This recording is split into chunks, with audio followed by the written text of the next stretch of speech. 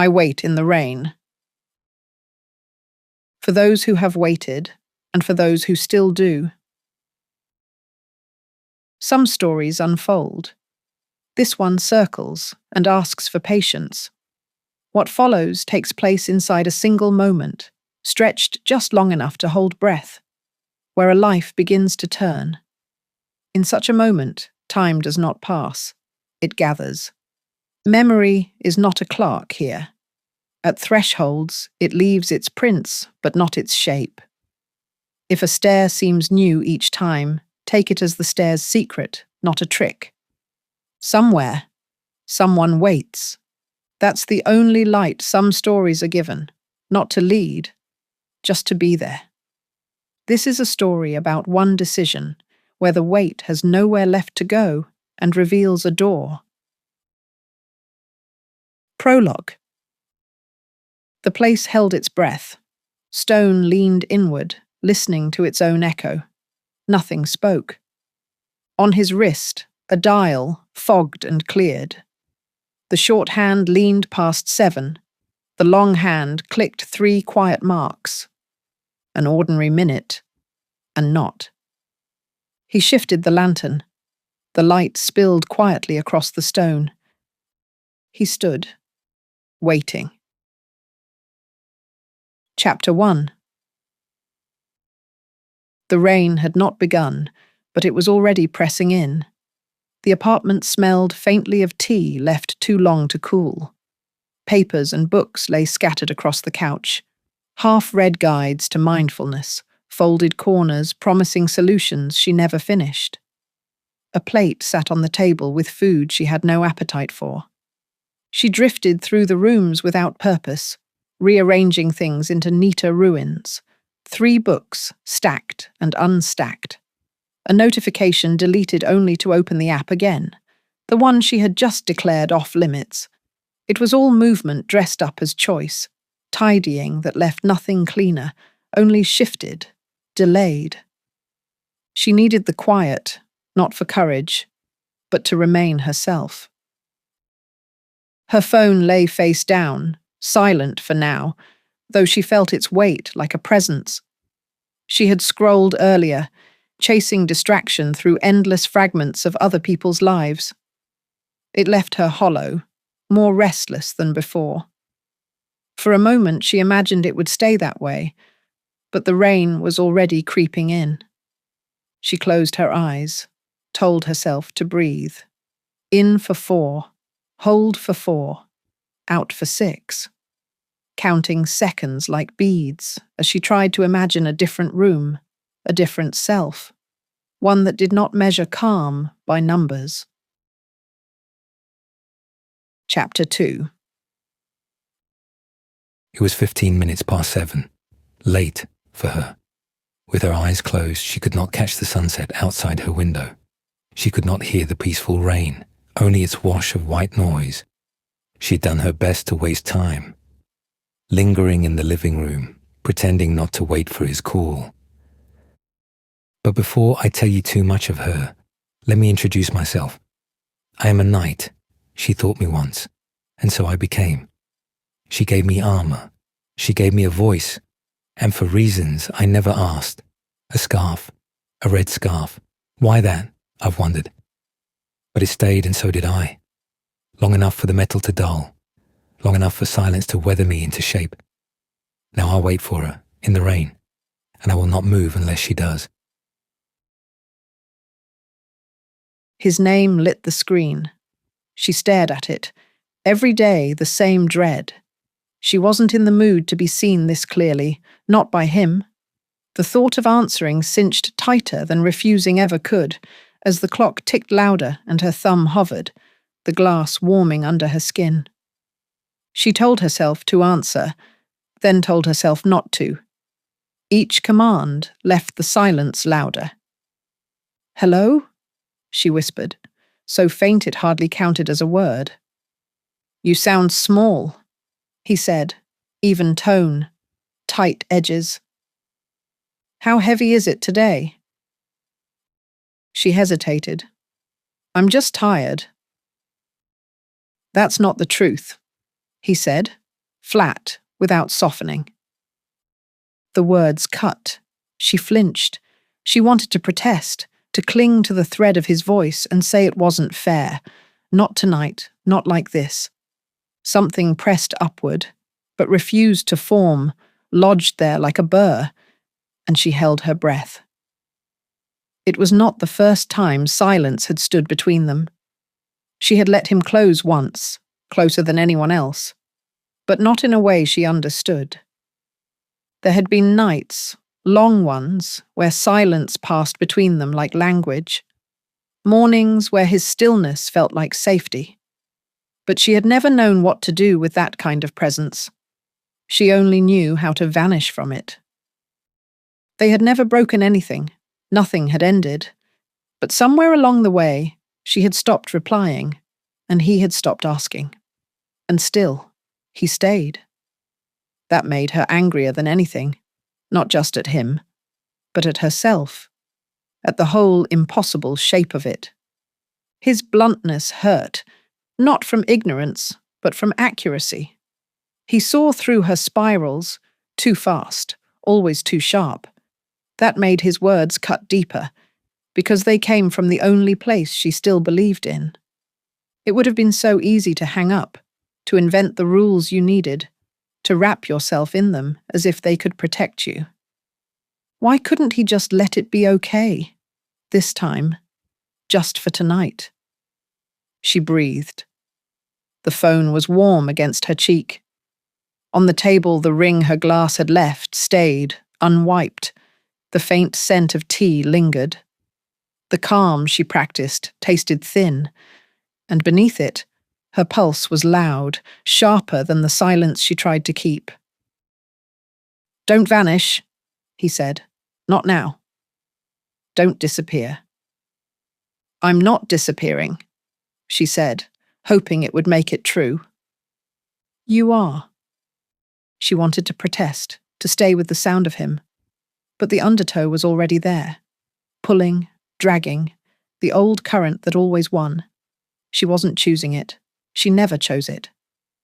By the time she noticed, it was already too late. The fire had found her. Her anger rose, sharp, full, real.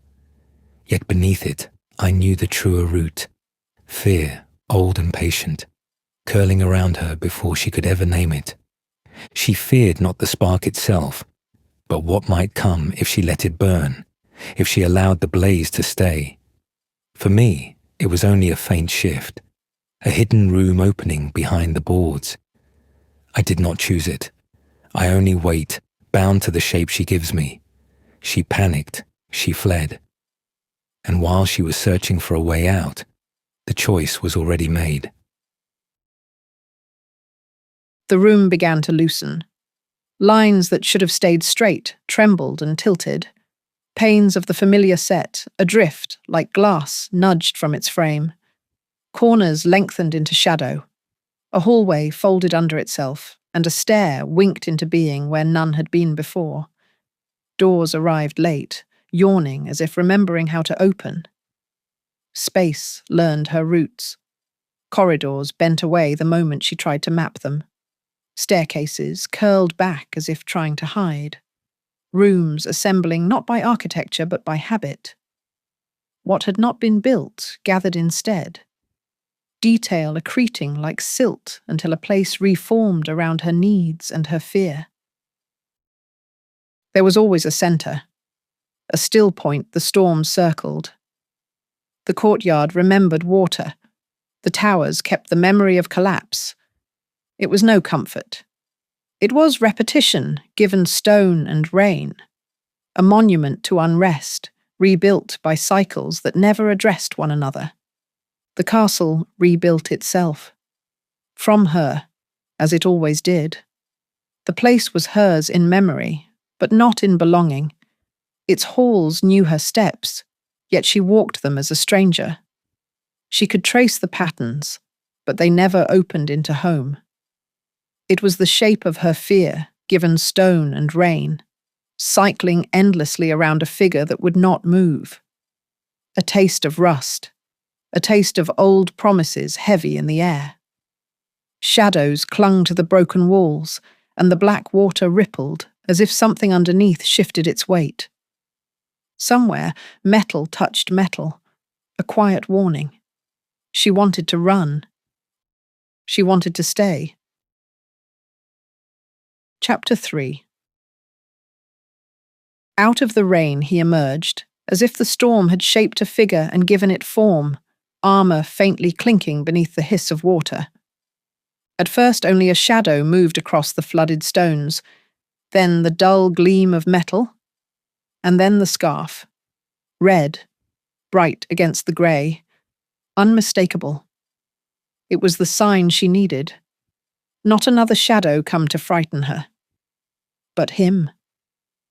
She stepped closer, not because the fear had vanished, but because it seemed smaller beside him. Her silence pressed tight. With him, it was not a prison, but a pause, one she could breathe through. The storm still circled, pulling her both ways, to reach, to stay, to flee. He did not move toward her.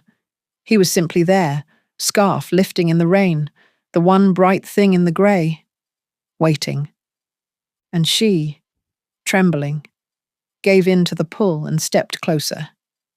"At last," he said, with a smile that felt older than the storm itself, yet warmer than the rain. "Do you know how long a storm is without someone to share it with?" His charm caught her off guard. For a heartbeat, she felt warmth break through the storm, felt herself smile before shame tugged it away. She opened her mouth, hesitated, then let the words fall, heavier than she meant them to be. "Why do I always ruin it?" Her presence lit the corners where I could think. The light was always brief. There are moments when she circles something unspoken, as if waiting to hear it before saying it. She calls it tiredness. Perhaps it is. Or perhaps it's the weight of something she won't let name itself. I can't be sure. I only know the shift. When the silence she keeps begins to fray, whatever name she gives it, it is fear. I know its shape. It does not strike her like anger, nor seize her like panic. It moves quieter than either, more like a pattern returning, familiar enough to feel almost safe. Like reaching for shelter in a place that never held her.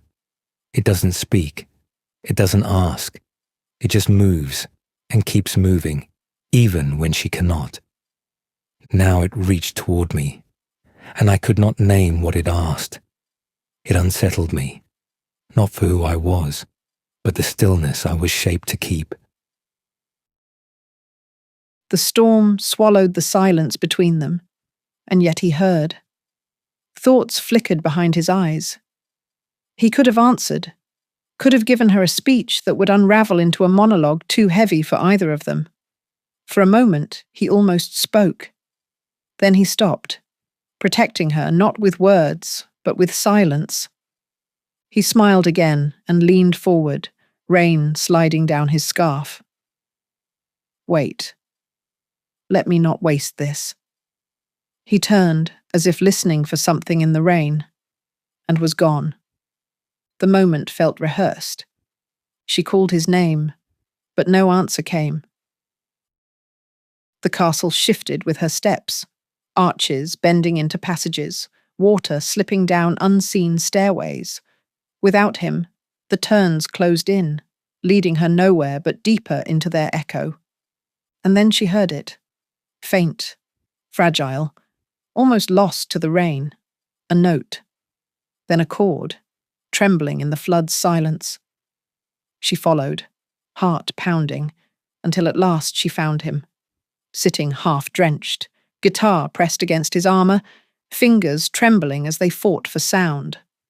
The first note fragile, the second trembling, the third held. I remember singing for her. At the time, it felt right. Not because I believed it would help, but because I didn't know what else to give. Speaking would have been too careful. She wouldn't have heard it.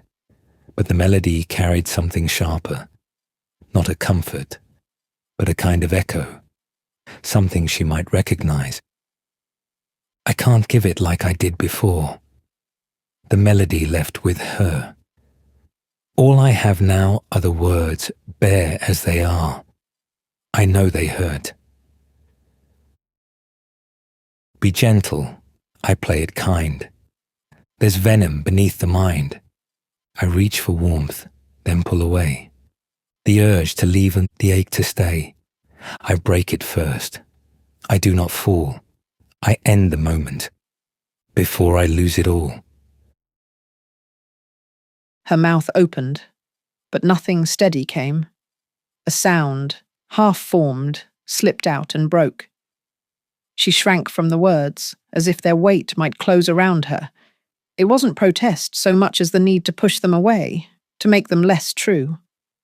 She wanted to deny it, to tell him he was wrong. But the words had already settled inside her like an echo too loud to silence. For a moment, the storm hushed, the song trembling, wrapping around her like something that might finally hold, to let the night's voice keep her safe from the harsher voice that waited beyond. But then, faint, mechanical, the buzz pressed through. It happened fast, a snap, a drop, and she was gone. Chapter 4. She left me, sitting with my guitar always just out of tune, my armor rattling against the chords. But I did not take that personally. She never leaves to hurt. She leaves because she can't stay. Now you may think her desperation comes like fear. It doesn't. Fear has an object, a shadow you can point at. This is different. It's emptiness itself, the air vanishing around you, the ground giving way before you've even noticed the step. Not the rush to escape, but the moment after, when no place will hold you. I think she felt that, though I doubt she knew it. I watch her. I always do. I cannot tell what she really sees. Panic or habit. It makes no difference. It wears her thin. The phone buzzed in her palm. Too loud for such a small sound. She turned it over. 3 messages blinked on the screen. 10 minutes ago. Where are you? 8 minutes ago. Are you okay? 1 minute ago. Please answer. She let the screen go dark and turned the phone face down. A beat later, she flipped it over again, unable to resist. She typed with trembling hands, thumbs jabbing at the screen, letters slipping out wrong and corrected in a rush until the words finally stumbled into place. I'm sorry. The words looked pathetic, like she was begging for scraps. Rage flashed beneath her shame. Why am I the one apologizing? She erased it. Her thumbs moved again.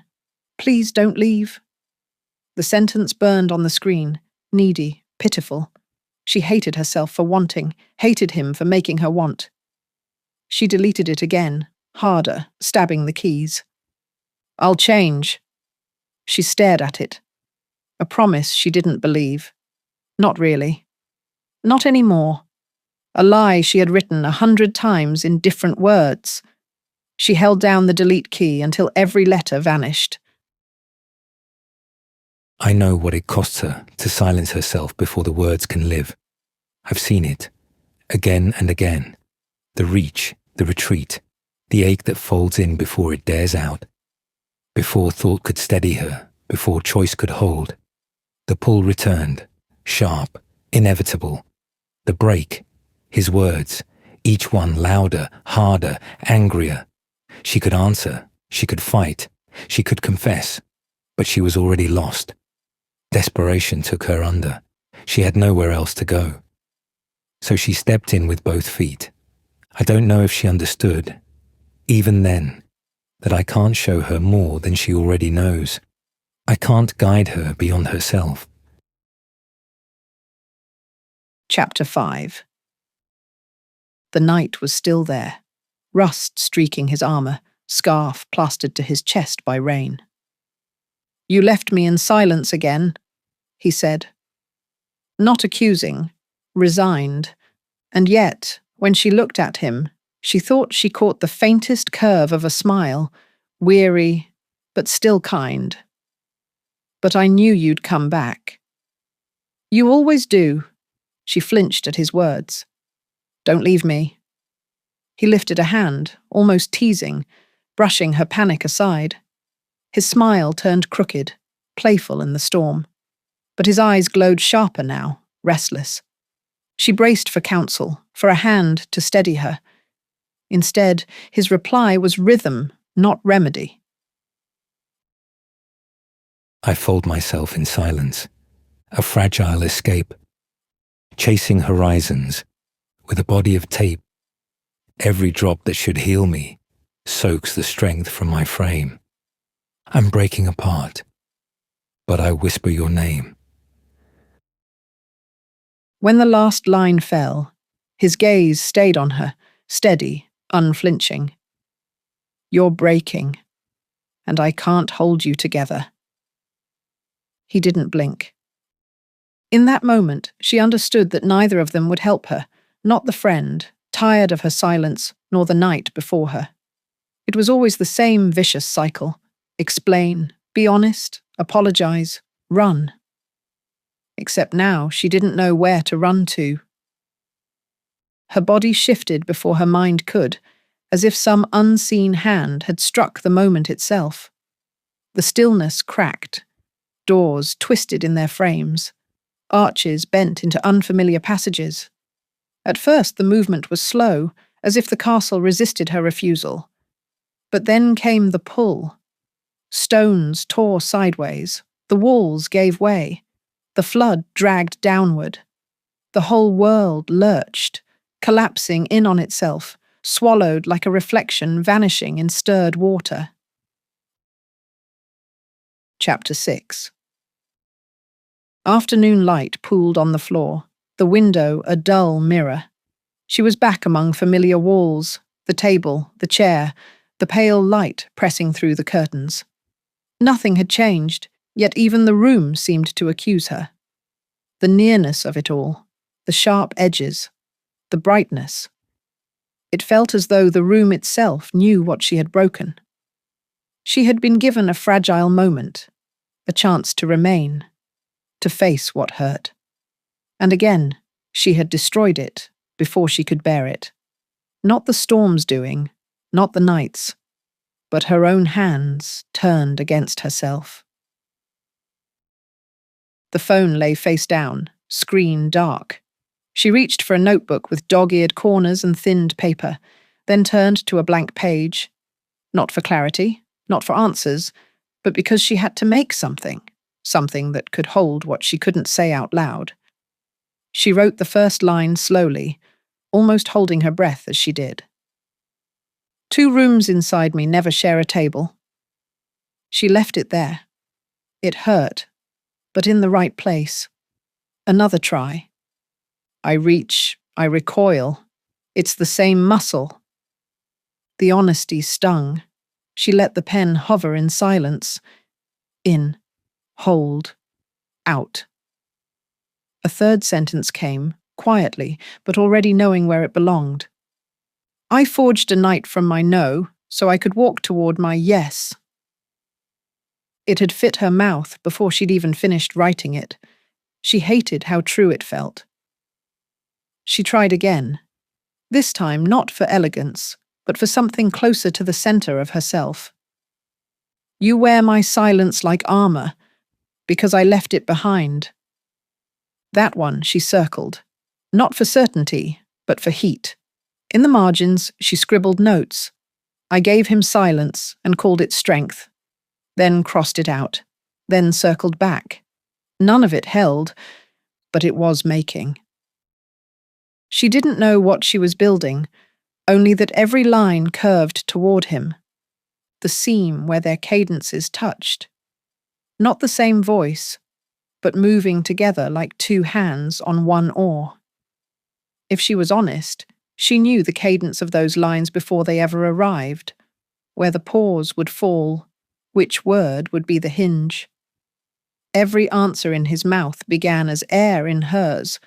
Her mind began to swing, back and forth, like a pendulum. One side whispered in accusation, "You are the fault. You are the breaking." The other tried to reason with her.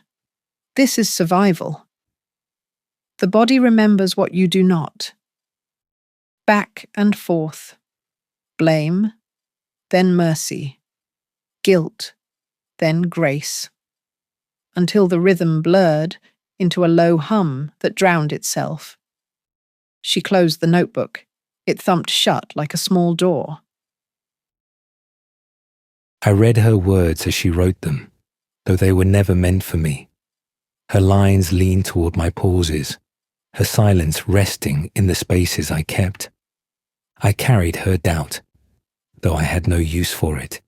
To ease her, I could do nothing. Patience was all I held, a dull blade, but mine alone.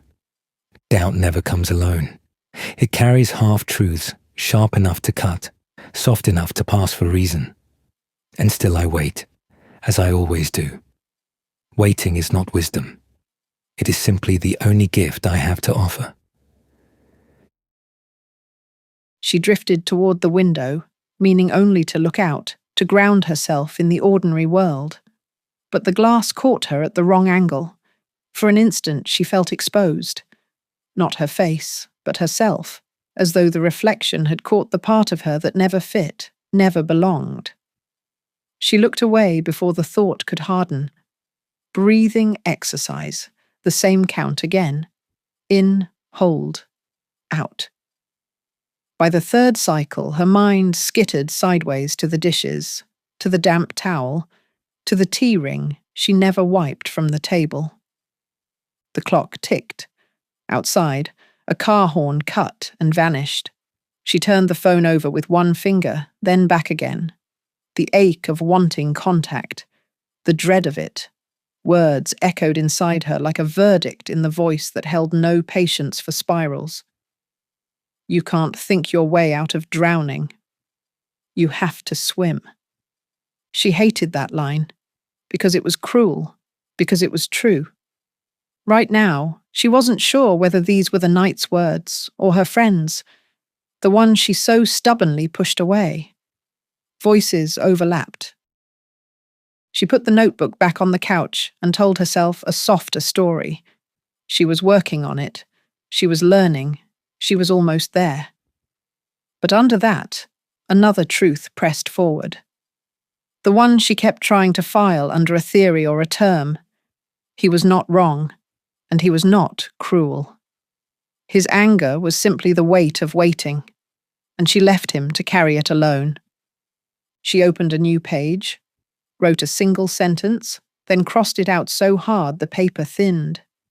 She started another and stopped after the first word.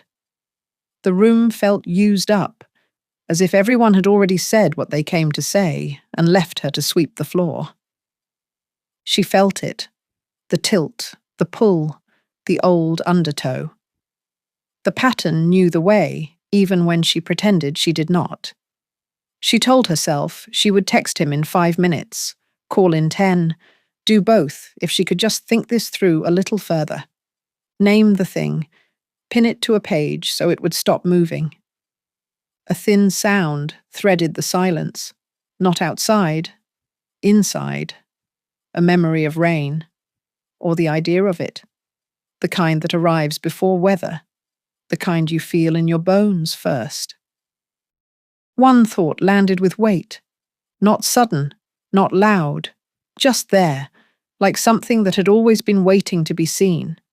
It didn't explain, it didn't forgive. But it removed her alibi. She had never asked why he only lived when she was near. She had never questioned what gave him form. She knew he simply waited. The patience of a shadow, shaped by the light it never claimed. And still, when he waited for her outside, she answered only to the night. The words settled, and with them her body gave way as the room blurred at the edges. Not from tears, but from the long strain of holding on. The pressure returned as a high interior tone, the kind that empties colour. Her shoulders loosened in defeat. Not a choice. More like a signal the body spoke without asking. She let the notebook slide from her lap and stopped arguing with the silence. Chapter 7. Exhaustion doesn't come like a fall. It grinds, the same weight again and again, until even breathing feels like repetition. It had worn her thin, though she'd never call it that. She thought about turning back, but to where? Even that kind of choice takes more than she had left. So she went forward, not with courage, not with hope, just because it was the only motion that hadn't stopped. Time fractured, both eternity and blink at once. The silence rang in her skull like pressure before blackout. Then flickers. Water glimmering without ground, arches wavering like smoke. For a moment it felt half-remembered, but never lived. The ruin gathered back into form. Its walls leaned, arches sagged, towers bent as though centuries of collapse had carved fatigue into the stone. A body addicted to its own ruin. Once it had been easier, but the years had thickened its weight. Each return felt like the first, stripped of memory, as if the castle itself erased her. Now it was only horror and repetition. The walls remembered her. This was every return layered into one, a history so heavy it distorted the now. The water lapped around her ankles, cold and heavy, as if it meant to root her there. The air thickened with damp, pressing into her lungs. Silence gathered in the courtyard like a weight of its own, so dense she almost expected it to shatter. Something moved within it. Not sound, not shadow. A presence she knew too well. Relief trembled beneath dread. He would be here, because he was always here. And still the question gnawed. What if he was not? Then she saw him. At first it was hard to tell where ruin ended and he began. Armour dulled to the grey of broken stone, scarf plastered to him by rain. He leaned against the wall as though the wall itself kept him standing, as though waiting had bent him in the same way it bent the arches. Only the scarf, red, faded, stubborn, still refused to surrender. She lifted her eyes to his, desperate to read him, to find even a flicker she could hold on to. His gaze met hers, steady, unflinching, but it gave nothing back, neither anger nor comfort. Only the patience of someone bound to endure. It was like staring into a wall, one she could not climb, no matter how she reached. There were words he might have spoken, words he had spoken before. So many times they had hollowed themselves out. But his mouth closed around them. Silence was all that remained as he nodded. A small, almost imperceptible gesture, as if to say, yes, this is the moment. Not urging, not commanding, just offering. She followed the small motion of his head and saw the stairwell, its steps slick with water, vanishing into a mouth of shadow.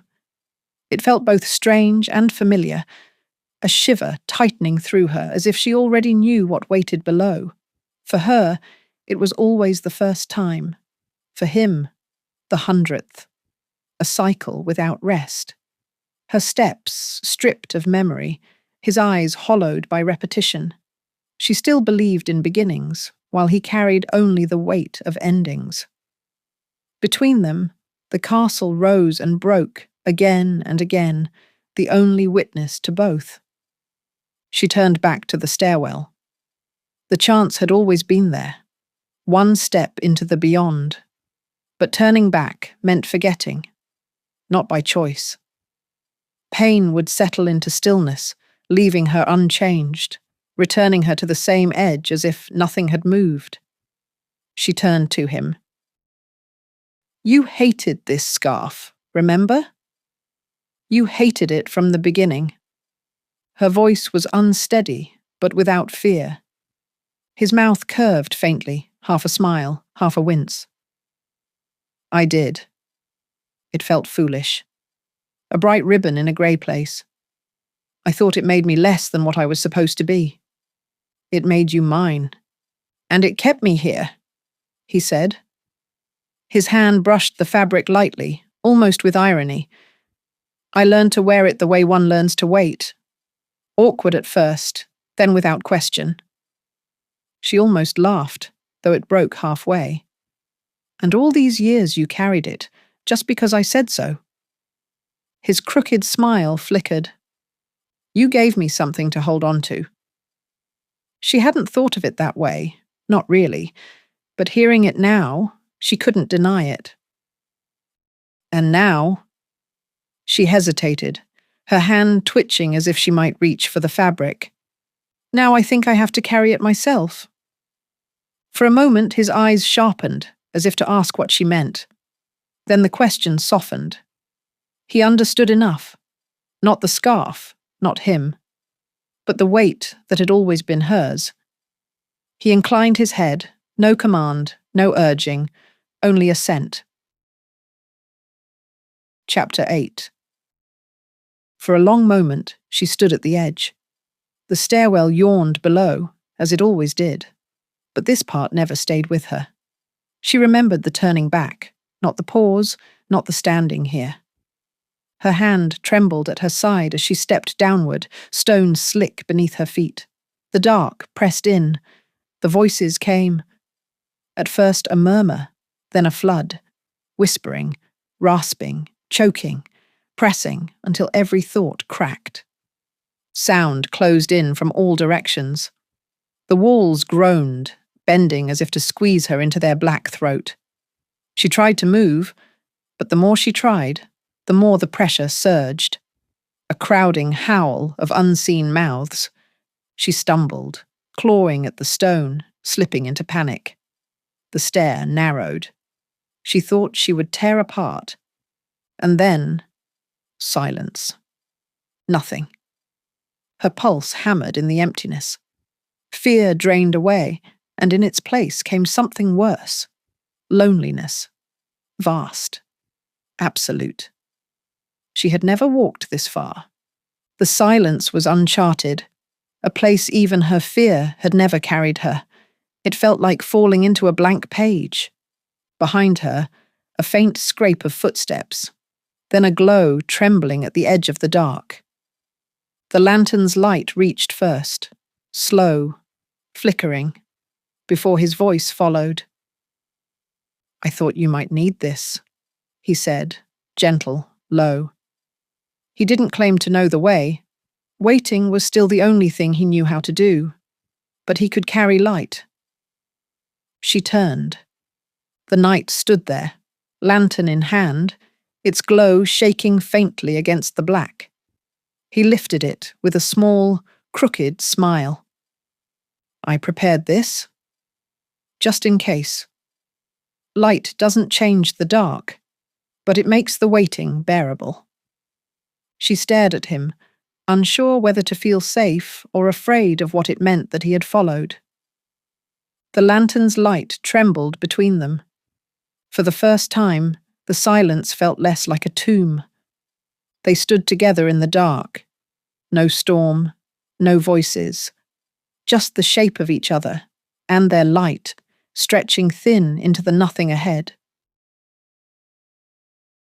Chapter 9. Pushing through the threshold. It seemed an easy step, and it is, but there is no certainty in courage. Only the stillness you earn when the questions stop.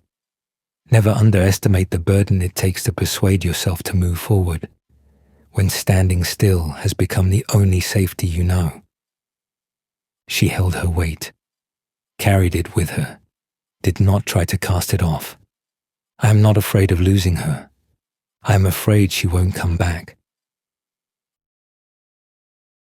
They stood together in silence, the lantern trembling between them, casting light that clung to the walls. Step by cautious step, they moved forward, the glow pushing the dark back only far enough for the next few steps. Beyond its reach, the void pressed close, endless and hollow.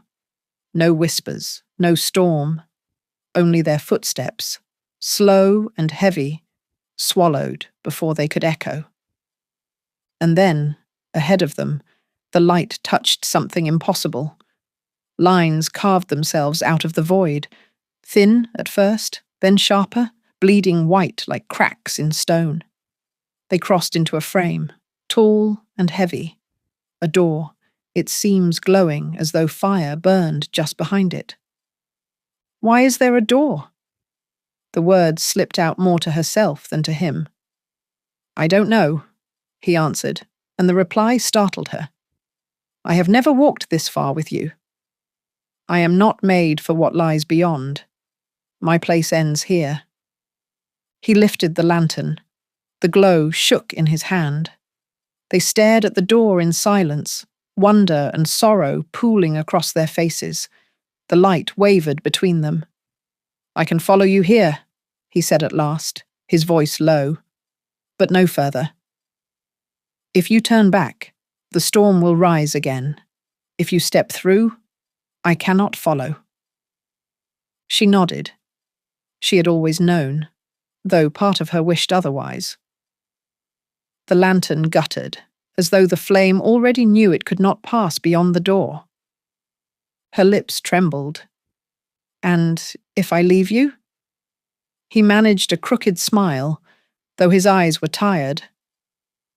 Then I am what I've always been. A shadow without a light. He didn't reach for her. He only held the lantern higher, as if offering not guidance, but permission. She turned back to the door. Its frame loomed taller now that she was close, its edges bleeding white as though light pressed against it, desperate to escape. The seams glowed in uneven pulses, not steady like fire, but alive, as though the door itself was breathing. From the thin line at the bottom, light spilled onto the stone, a pale path reaching toward her feet. She stepped closer, cautious, half expecting the glow to burn or the surface to devour her. But the door did not change. She raised her hand and pressed it to the wood. It was warm beneath her skin, warmer than stone should be, and in the warmth she felt a faint thrum, as if something on the other side was listening. She leaned in, trying to catch a sound. Nothing at first, only silence made heavier by the light. And then it came, almost too soft to notice, the sense of nearness, of waiting. A presence, small but sure, not calling, not crying. Simply there, as though it had always been and always would be. She drew back, her hand trembling. If she turned away, the storm would rise again, the castle rebuilt, the waiting repeated. If she stepped forward, the cycle broke, and whatever lay beyond would claim her. She glanced once at the night. He did not move, only held the lantern that guttered faintly, his silence steady, patient, bound. She pressed her hand again to the handle. Behind her he nodded once. A small gesture, not urging, not commanding, just the way you might answer someone who's finally speaking the truth. If not this, then nothing, she whispered. The words were only for herself, yet he heard them. For the first time she spoke. As her own. Epilogue. I left the door open. That's all. She named it perfectly. The poetry of saying everything with almost nothing. I admired that, not just the courage, but the clarity. And in the same breath, she was already beyond me. I had not followed her. The door held its light a moment longer, a seam breathing, then dulled. The lantern guttered, died. Around me, the castle resumed what it always does. Walls loosened, arches leaned, stones lifted and settled as the water rose. Banners sagged, their emblems lost. The gates opened late, then for no one. I kept the unmaking. Flood on stone, stone into flood. It had done this before. It would do it again. She stepped through. Silence stood where she had been. I did not know what it asked of me, whether I would thin now, later, or not at all. I only knew the shape I was bound to keep. And if there is no return, I will hold the moment where she left. I keep the watch.